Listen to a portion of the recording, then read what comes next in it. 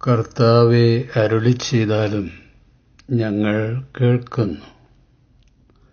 വാത്സല്യ മക്കളെ, നിന്റെ ജീവിത പടകിന്റെ ചുക്കാൻ എൻ്റെ കയ്യിൽ തരാൻ നീ തയ്യാറാണോ? നിന്റെ ജീവിതയാത്രയുടെ പടക് നിയന്ത്രിക്കാൻ ഞാൻ മതിയായവനാണെന്ന് പൂർണ്ണമായി വിശ്വസിക്കാൻ നിനക്ക് കഴിയുന്നുണ്ടോ? ഹൃദയ പടകിന്റെ അമരത്ത് ഞാനുള്ളപ്പോൾ കുഞ്ഞെ, നിനക്ക് സമാധാനമായിരിക്കാം. ഡ്രൈവറിലും കപ്പിത്താനിലും പൈലറ്റിലുമൊക്കെ വിശ്വാസമർപ്പിച്ച് നീ ആകാംക്ഷപ്പെടാതെ യാത്ര ചെയ്യാറില്ലേ?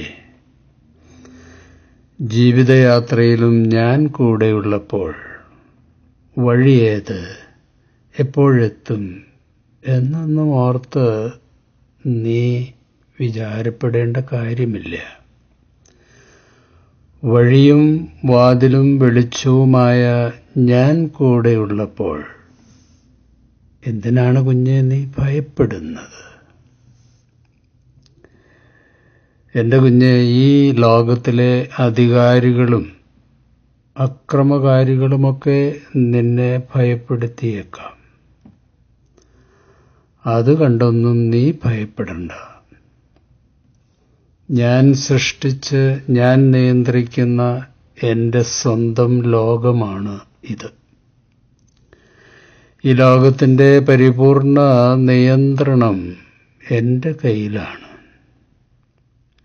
ഈ വിസ്മയ സത്യം ഞാൻ നിന്റെ ഹൃദയത്തിൽ എഴുതിയിട്ടുണ്ട്.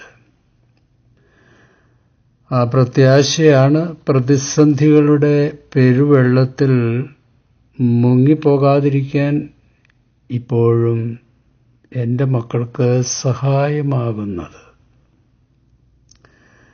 നിന്നിലെ പ്രത്യാശയെ എൻ്റെ ചൈതന്യം കൊണ്ട് ഞാൻ അനുദിനം പരിപോഷിപ്പിച്ചുകൊണ്ടിരിക്കുകയാണ്.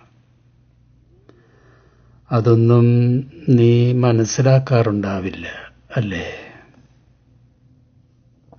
നീ പ്രാർത്ഥിക്കുമ്പോൾ നിന്റെ പ്രശ്നവും വ്യാകുലതകളും എന്തൊക്കെയാണെന്ന് വ്യക്തമായി പറയണം. നീ പറയുന്നതിനു മുമ്പ് അതെന്തൊക്കെയാണെന്ന് എനിക്കറിയാം. പിന്നെന്തിനാണ് പ്രാർത്ഥിക്കുന്നത്, അല്ലേ? നിന്റെ പ്രശ്നങ്ങളെ പറ്റിയുള്ള നിന്റെ കാഴ്ചപ്പാടുകൾ നിന്റെ വാക്കുകളിലൂടെ മനസ്സിലാക്കാൻ വേണ്ടിയാണ് നിന്റെ പ്രാർത്ഥനയെ ഞാൻ ശ്രദ്ധിക്കുന്നത്. അതിൽ വ്യാമോഹങ്ങളും ദുരാഗ്രഹങ്ങളും തെറ്റിദ്ധാരണകളുമൊക്കെ ഉണ്ടാകും. പ്രാർത്ഥനയ്ക്ക് മറുപടി തരുമ്പോൾ അതും തിരുത്തുവാൻ ഞാൻ ചില സമീപനങ്ങൾ സ്വീകരിക്കും. മക്കൾ ആവശ്യങ്ങൾ പറയുന്നത് കേൾക്കുന്നത് അപ്പന് വളരെ സന്തോഷമാണ്. എൻ്റെ കുഞ്ഞെ, നീ ആവശ്യപ്പെടുന്ന അനുഗ്രഹങ്ങളെക്കാൾ വളരെ വളരെ അധികമാണ് ആവശ്യപ്പെടാതെ ഞാൻ നിനക്ക് ദിവസവും നൽകിക്കൊണ്ടിരിക്കുന്ന അനുഗ്രഹങ്ങൾ. അതൊന്നും പലപ്പോഴും നീ മനസ്സിലാക്കാറില്ല. വേണ്ടും വണ്ണം പ്രാർത്ഥിക്കേണ്ടത് എങ്ങനെയാണെന്ന് എൻ്റെ മക്കൾക്ക് അറിയില്ല. അതുകൊണ്ട് ഉച്ചരിച്ചുകൂടാത്ത ഞരക്കങ്ങളാൽ ആത്മാവ് നിങ്ങൾക്ക് വേണ്ടി എൻ്റെ അടുക്കൽ അപേക്ഷിച്ചുകൊണ്ടിരിക്കുകയാണ്.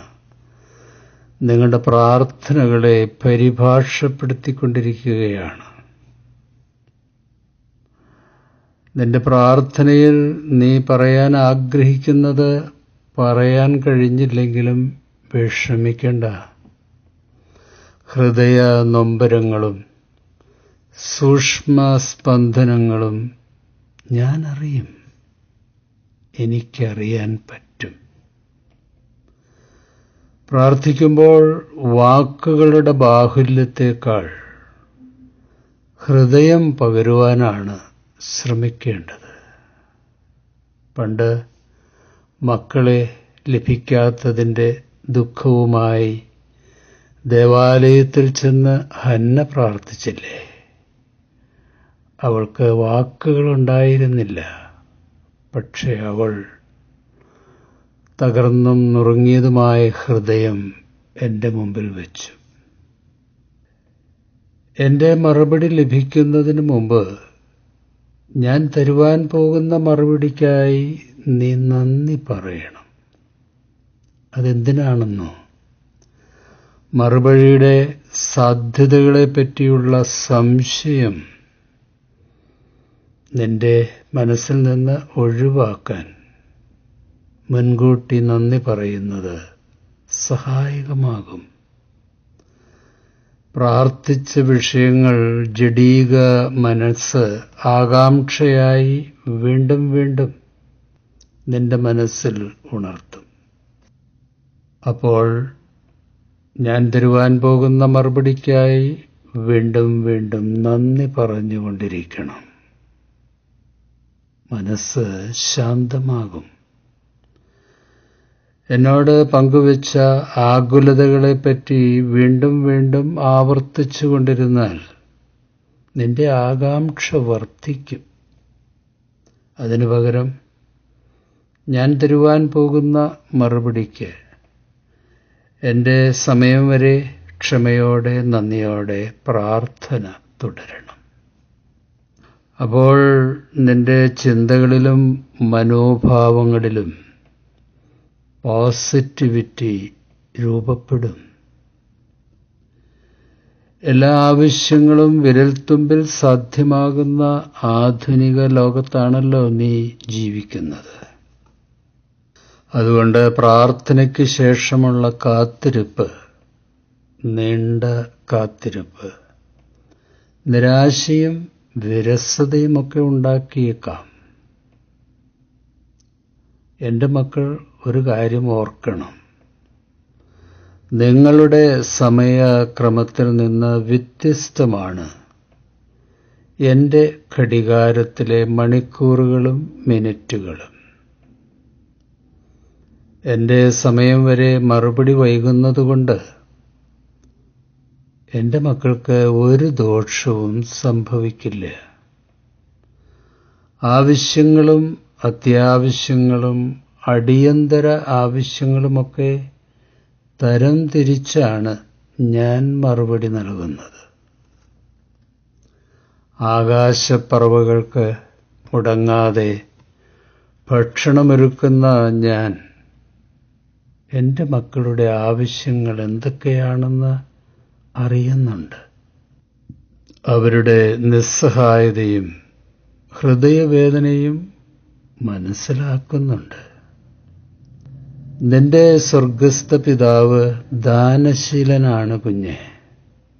എൻ്റെ മക്കളുടെ കാര്യത്തിൽ ഞാൻ എപ്പോഴും ശ്രദ്ധാലുവാണ്. എനിക്ക് എൻ്റെ മക്കളല്ലാതെ മറ്റാരാണ് കൊടുക്കാനും സ്നേഹിക്കാനുമൊക്കെ ഉള്ളത്? പ്രാർത്ഥിക്കുമ്പോൾ ധൈര്യമായി വിശ്വസിച്ചോളൂ കുഞ്ഞെ, നീ എൻ്റേതാണ്. എനിക്കുള്ളതെല്ലാം നിനക്കുള്ളതാണ്. നിന്റെ ആവശ്യങ്ങൾ അറിഞ്ഞ് ആകാശത്തിൻ്റെ കിളിവാതിൽ തുറന്ന് ഞാൻ നിനക്ക് സമൃദ്ധിയായി തരും. നിന്റെ ആയുഷ്കാലം മുഴുവനും നന്മയും കരുണയും നിന്നെ പിന്തുടർന്നുകൊണ്ടിരിക്കും. 46-ാം സങ്കീർത്തനം. മിണ്ടാതിരുന്ന് ഞാൻ ദൈവമെന്ന് അറിഞ്ഞുകൊള്ളുവിൻ. ഞാൻ ജാതികളുടെ ഇടയിൽ ഉന്നതനാകും. ഞാൻ ഭൂമിയിൽ ഉന്നതനാകും. കൊലോസ്യലേഖനം 4-ാം അധ്യായം 2-ാം വാക്യം. പ്രാർത്ഥനയിൽ ഉറ്റിരിപ്പിൻ, സ്തോത്രത്തോടെ അതിൽ ജാഗരിപ്പിൻ. ഈ തിരുവചനങ്ങളാൽ ദൈവം നമ്മെ ഇന്നേ ദിവസം അനുഗ്രഹിക്കട്ടെ. ശുഭാശംസകളോടെ എ പി ജോർജച്ചൻ.